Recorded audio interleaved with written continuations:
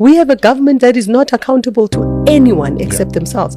In Gauteng, at Treasury, I had a whistleblower share information with me, but the whistleblower was too chicken to give me the hard evidence and to agree to come forward, right? Just as well, because I opened so many cases with the Hawks, and none of them have, I can't think of one that has ever been taken to the court successfully. I received a notification just the other day from the SAPS telling me there's a case I opened in 2018 that they are now investigating in January 2025.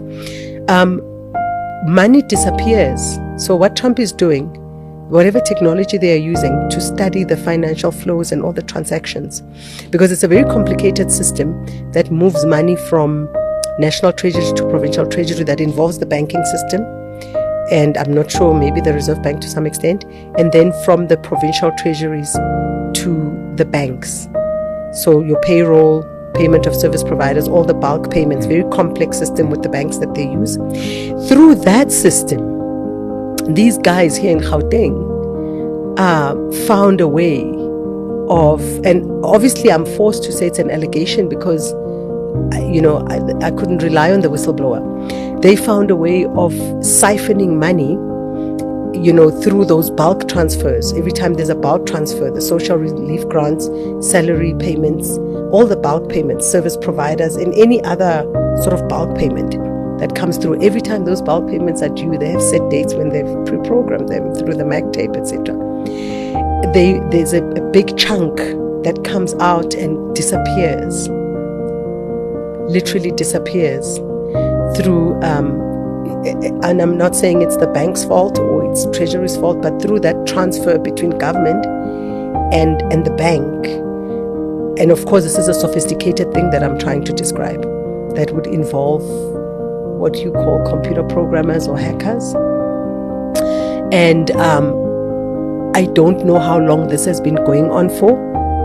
The looting is not just through the procurement system, the tender system. It's not just through the ghost employee, through the payroll, the so-called ghost employee nonsense that has never ever been accounted for. Every time you unearth ghost employees, the MEC will come back. Barbara Creasy once did that with me in the finance committee. Said, oh no, we've cleaned out the ghost employee thing. And I'm like, but I didn't see anybody get arrested. Where's the money? Is it back in the bank account? Can we see proof of it in the management accounts, etc.? No, we've stopped it. Yeah. Like, but what about the money that disappeared? What about the investigation to say who took it? How did they take it? What about the arrests? Clearly, there were employees between finance and HR, whoever handles the payroll. There's a collusion there. Somebody's doing it inside and outside, whatever, but nothing happened. No, we've just stopped it. I mean, how many articles are exposing corruption in South Africa on a daily basis? On a daily basis, on a daily basis. 24 billion rand in PE. That's the latest story. And nothing happens. In China, you'd get executed immediately because it's public money. Here's the thing, right? So what they do, these guys, and I don't want to cast aspersion on all of them because that's not fair. I was unfortunately in that space. I'm very anti-corruption to the point I get very violent about it. You will not drag me into any form of corruption. I refuse.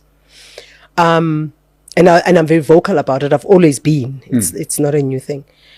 But what I know they do, if there's a vote on budget, would obviously be the most critical vote. I mean, other votes are on policy issues, lawmaking, whatever. But if there's a money vote to pass a budget so that we can proceed, they pay each other to vote with your money. So the one who's governing, who's in charge of the purses, would find ways. They loot the money through tenders. We all know how it now works, right? I've now just shared with you another way that they steal it directly from Treasury.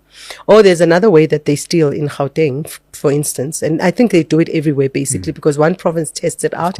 They go and share with their buddies, as you said, if it's a majority. Even if it's different political parties. I mean, some of the parties come from the ANC anyway, so it's just a continuation of the same thing, but now the competition, the stakes are higher. We're now fighting over who's entitled to steal more. Yes. Because you robbed me of an opportunity to lead in the ANC, and therefore I couldn't get my billions or whatever it is that the hell that I'm feeling entitled to steal. They also are setting up companies through foreigners who don't exist. Some of them exist, but obviously have the fraudulent IDs. So no, I do not agree. Foreigners only need to go to a country if their skills are needed there. There's no other reason. They can come as tourists, but then of course sometimes they don't leave, of course. We know we got a huge chunk of the illegal foreigners from Africa after the 2010, during the 2010 World Cup. And a lot of criminals from all over the world, the Mexican cartels and all of that. So they get foreigners to set up a company, and then that company will get a fund from the Gauteng Enterprise Propeller, another case that I opened, never ever investigated to this day.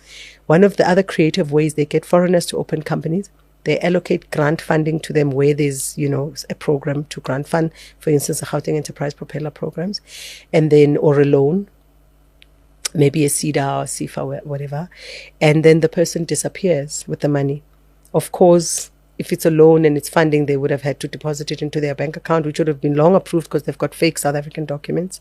And then when you are sitting in the legislature and you're going through these words and words of lists of 2,500,000, 2 million, 1.5 million, 3 million, all this money is written off by the CFO and their teams, and you ask them, what do you mean? You can't just write off without an investigation. Where's this money? Where's this company? Where are these people? No, we can't find them. Government issues IDs. It was always my popular response. I'm like, but government IDs are not issued. Birth certificates, death certificates, marriages, divorces, all of those things are issued. Matric certificates. They're issued by government. What do you mean you can't find the person? Yeah. No, we can't find them. Okay, did you go to the premises because according to the reports, you gave them this funding because you went to verify the business? One of the problems is that, and of course, there's pros and cons to all of this, but if your entire senior leadership of the police are deployed, chances of getting a straight cop are very slim. Yes. If your judges have to be appointed by corrupt politicians in the Judicial Services Commission, which is a committee of parliament, in the same corrupt parliament we are complaining about, what are the chances that the best of the best from the legal fraternity will become judges? I was talking to a lawyer earlier on who said to me confidentially that a lot of the good judges don't want to serve, whether it's in the Court, High Court, Supreme Court of Appeal, they do not want to, because of the process, the toxicity of the process of the Judicial Services Commission, and just the general rot in the entire criminal justice system.